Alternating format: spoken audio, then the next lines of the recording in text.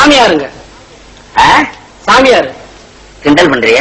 இல்ல நான் உன்னை யாருன்னு கேட்டா சாமி யாருன்னு என்னைய கேக்குறிய? வந்து இது நான் சன்னியாசிங்க. முதல்ல சொன்னது அது சன்னியாசிங்களுக்கு பெரியவங்க வச்ச மாத்து பேர். சாமி யாருன்னு. சாமி யாருன்னு ஏன் வச்சாங்க? அதான் சாமி யாருன்னு ஜனங்களுக்கெல்லாம் எடுத்து சொல்றதுக்காக வேண்டி. யாரு சாமி சொல்லு பாப்போம். அட கடவுள், இப்ப நான் என்ன பதில் சொல்றது? சொல்லட்டுங்களா? சொல்லு.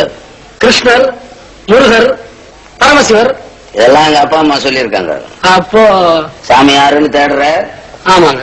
நீ ஒண்ணு தேட வேணாம். இது எவ்வளவு காலத்துக்கு முன்னால பெரியவங்க எல்லாம் சேர்ந்து சாமி யாருன்னு சொல்லியாச்சு. அதனால அந்த வேலையை விட்டு வேற வேலை ஏதாவது இருந்தா பாரு. ஆமா, சாமிக்கு என்ன வயசாச்சு? என்ன ஒரு 20ல இருந்து 25க்குள்ள. ஆஹா, பிஞ்சு சாமியார் போல் இருக்கு.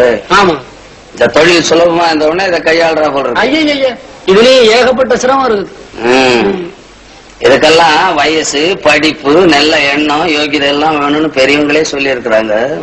அதனால வேற வேலை ஏதாவது செஞ்சு சாப்பிடு. ஐயா, வேற வேலை கிடைக்கலீங்களே. சாமி யாருன்னு தேடுற மாதிரியே வேலையை தேடி இருக்கு. அதனாலதான் வேலை கிடைக்கல. என்னடா இப்படி எல்லாம் பேசுறானே நாஸ்திகன் நினைச்சிடாத. என்ன போல ஆஸ்திகம் உலகத்திலேயே கிடையாது.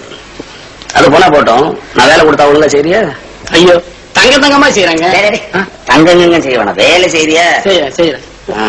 உன் பேர் என்ன? சிங்காரம். சிங்காரம் பண்ணிக்கிட்டு வந்திருக்கிற. எந்த ஊரு? மலையாளங்க. மலையாளமா? தமிழ் நல்லா பேசுற. என்ன வேடிக்கையா இருக்க? நான் நாடக கம்பெனில இருக்கேன்ல, அதான் டக்குன்னு வேஷத்தை மாத்தி இருக்கிற.